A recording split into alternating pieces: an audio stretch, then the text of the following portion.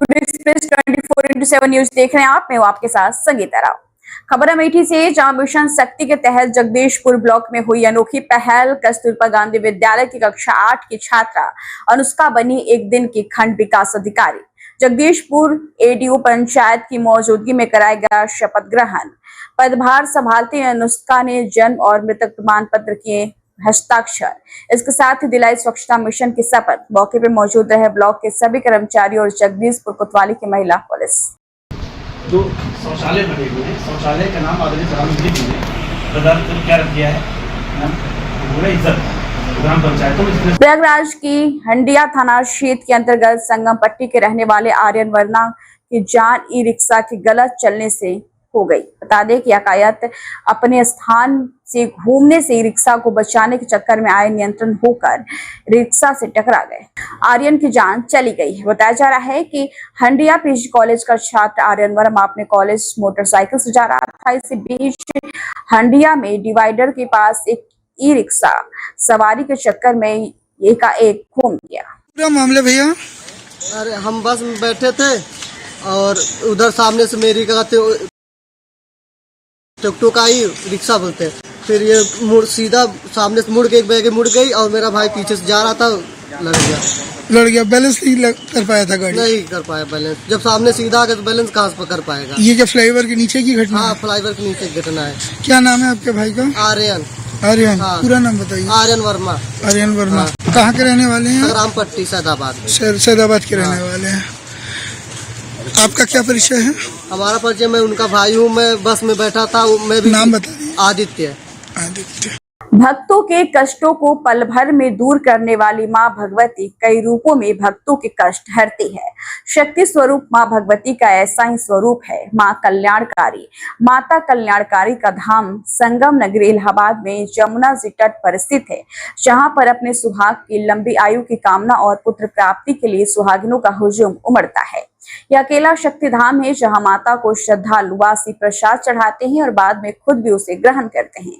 संगम नगरी इलाहाबाद के यमुना तट के दक्षिण दिशा में स्थित मां भगवती का यह स्थान है जहां मां सती की हाथ की 2 उंगलियां गिरी थी। तीर्थराज प्रयाग में आदि शक्ति पीठ मां कल्याणी ललिता पीठ है, जो कि प्रयाग में कल्याणी के नाम से विख्यात है।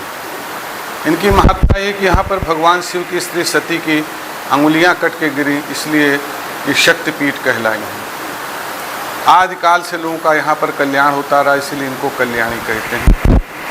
माँ भगवती की प्रतिमा महर्षि याज्ञवल्क्य मुनि द्वारा प्रतिष्ठित है, जिसका कि प्रमाण ब्रह्मवैवर्त पुराण में मिलता है कि महर्षि याज्ञवल्क्य मुनि ने इनके 32 अंगुल की प्रतिमा स्थापित किया था। जहाँ जहाँ पर सती के अंग गिरे थे वहाँ वहाँ हमारे ऋषि मुनियों ने प्रतिमा स्थापित किया था। उसी क्रम में महर्षि याज्ञवल्क्य मुनि ने यहाँ पे माँ भगवती की प्रतिमा स्थापित किया।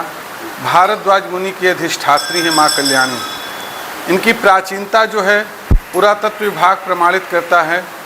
कार्बन डेटा से जब पुरातत्व विभाग ने इनका काल निकाला तो बताया कि प्रतिमा लगभग 1500 वर्ष से भी ज़्यादा प्राचीन प्रतिमा है। इनका शक्तिपीठ होने का प्रमाण ब्रह्मवैवर्त पुराण, मत्स्य पुराण, तंत्र चूड़ामणि, प्रयाग महात्म्य के 76वें अध्याय और अनेक पुस्तकों में मिलता है। इनकी प्राचीनता पुरातत्व विभाग प्रमाणित करता है। यहाँ के प्राचीन जो मेले हैं वो भी आदिकाल के मेले हैं, जिसका विवरण ब्रिटिश काल के गजेटियर में मिलता है। तो इससे ज्ञात होता है कि तीर्थराज प्रयाग में माँ भगवती कल्याणी एकमात्र शक्तिपीठ स्थल है। माता कौन सा अंग यहाँ पर? यहाँ पर भगवान शिव की स्त्री सती की अंगुलियां कट के गिरी हैं। यमुना पार घूरपुर थाना क्षेत्र के बरौली गांव में मंगलवार सुबह एक वृद्ध व्यक्ति पर दबंगों ने बेरहमी से हमला कर दिया। जानकारी के अनुसार सुबह करीब 6 बजे राम अभिलाष नामक बुद्धग्राम प्रधान के पास निवास प्रमाण पत्र संबंधी सलाह लेने जा रहे थे। इसी दौरान रास्ते में पहले से घात लगाए बैठे बालकृष्ण द्विवेदी, स्वदेश द्विवेदी, संजय द्विवेदी और व्यास मुनि ने उन्हें घेर कर लाठी डंडों से हमला कर दिया। हमले में राम अभिलाष गंभीर रूप से घायल हो गए और लहूलुहान होकर सड़क पर गिर पड़े। क्या सच्चाई है? मामला यह है सर कि हमारे गांव में आए दिन पूर्व प्रधान बालकृष्ण जी और उनके भाई हैं सुदेश द्विवेदी और संजय द्विवेदी हमारे गांव में लोगों को चावल झगड़वाने का काम है। इनके द्वारा आज जो हमारे नहीं हुआ है, हम चाहते हैं कि इनके ऊपर सख्त कार्रवाई के ऊपर पूर्व में भी थाने में है और इनको जो है तब गिरफ्तार किया जाए। गाँव में तो कैसे आज सुबह किस बातों को लेकर मारपीट? अब वो गांव में आ रहे थे, वो भी एक सम्मानित व्यक्ति के लोगों से मिलने जुलने के लिए आए थे हमारे घर, और रास्ते में इनके जो है आदमी को इन्होंने उकसा के और उनके ऊपर वार करवा दिया। तो जैसे आप थाने पे आए हुए हैं, क्या आश्वासन दिया? आश्वासन यही है कि हमारा कहना है कि इन दबंगों के खिलाफ कानूनी कार्रवाई हो, सख्त इनकी गिरफ्तारी हो। आए दिन हमारे गांव में किसी न किसी दिन घटना कोई घट सकती है। मैंने यहाँ थाना प्रभारी ने या पुलिस वाले ने क्या आपको आश्वासन दिया? उन्होंने तो कहा है साहब कि हम जो है कार्रवाई करवाते हैं, मेडिकल के लिए भेजा गया है। तो अभी लिखित तारीफ दिए है ना? सारे दिए हैं। क्या नाम है आपका पूरा परिचय? हमारा नाम है घनश्याम भारतीय, प्रधान प्रतिनिधि। खबर कानपुर देहात से है, जहां पर दिल्ली हावड़ा रेल रूट के झिझक स्टेशन पर खड़ी ट्रेन में महिला ने दिया नवजात को जन्म। दरभंगा एक्सप्रेस ट्रेन में महिला ने दिया नवजात को जन्म। दरभंगा एक्सप्रेस ट्रेन के S4 कोच में महिला ने दिया नवजात शिशु को जन्म। आरपीएफ और रेलवे स्टाफ के कर्मचारियों ने महिला को झिझक सामुदायिक स्वास्थ्य केंद्र में कराया भर्ती। कन्नौज के छिबरामऊ स्थित new life hospital and trauma centre में पैर का ऑपरेशन हुआ। ऑपरेशन के बाद मरीज की हालत बिगड़ने लगी। मरीज को कानपुर हेलेट के रेफर किया गया। हालांकि मरीज ने रास्ते में ही दम तोड़ दिया। परिजनों ने अस्पताल पर आरोप लगाया था।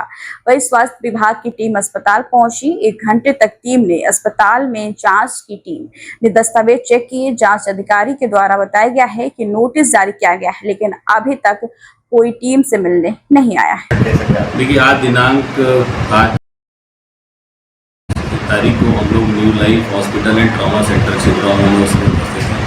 एक मीडिया में प्रसारित खबर हो रही थी कि एक मरीज है जिसके इलाज में लापरवाही के क्रम में मुख्य चिकित्सा अधिकारी के दिशा निर्देश के क्रम में मैं और मेरी टीम द्वारा आज अस्पताल का सघन निरीक्षण एवं परीक्षण किया गया। इस संबंध में जो मरीज की क्रेडिट टिकट होती है, होती है, जो मूल अभिलेख होते हैं, वो अपने कब्जे में ले रहे हैं। इसके साथ ही अस्पताल में जो भी दो डॉक्टर्स हैं, जोशी के डॉक्टर हैं और जो सर्जन हैं, उनको नोटिस भेज करके कल मुख्य चिकित्सा अधिकारी कार्यालय में बयान के लिए बुलाया गया है।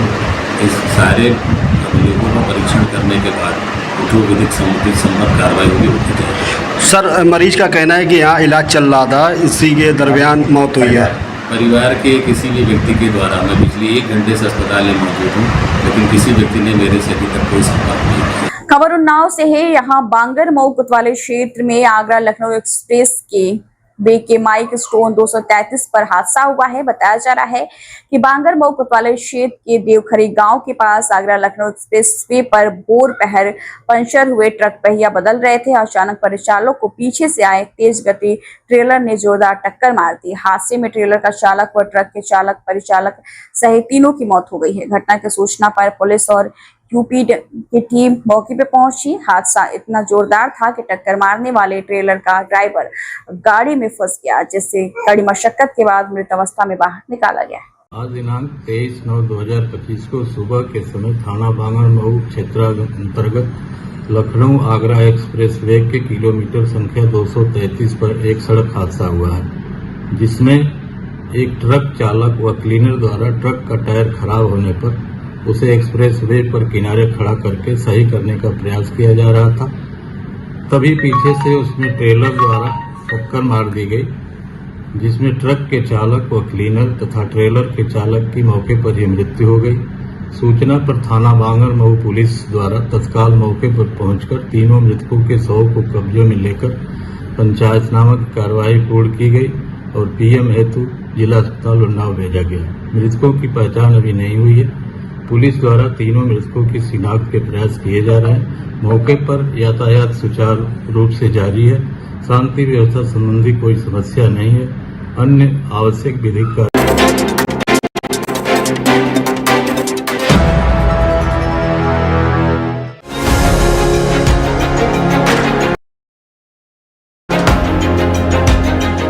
राजनीति में आने को जो फैसला किया, ये एक पावर के लिए आप आए हैं या वाकई में समाज सेवा लोग करना चाहते हैं, लोगों के लिए कुछ करना चाहते हैं? बुआ इतनी बड़ी पोस्ट पे रही, आज तक आप पूरे समाज में घूमिएगा, मैंने कभी भी ऐसा कोई परिचय नहीं दिया या ऐसा कुछ नहीं।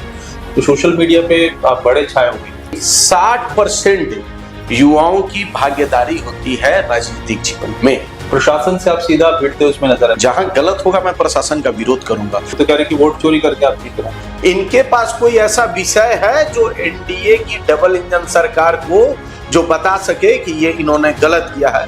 अगर किसी अधिकारी का बेटा हो, किसी पॉलिटिशियन का बेटा हो या किसी पावरमैन का बेटा हो, अगर उसके साथ कोई कथित घटना घटती है तो प्रशासन बिल्कुल एक्टिव हो जाती है। कहां तक पहुंचना चाहते हैं राजनीति? फिर आपके साथ बैठूंगा देव जी और बात करूंगा कि आपने जो किया था ये ऑन द कैमरा रिकॉर्ड कर लीजिए कि 90% उनकी जमानत जब्त करके एनडीए सरकार दिखाई।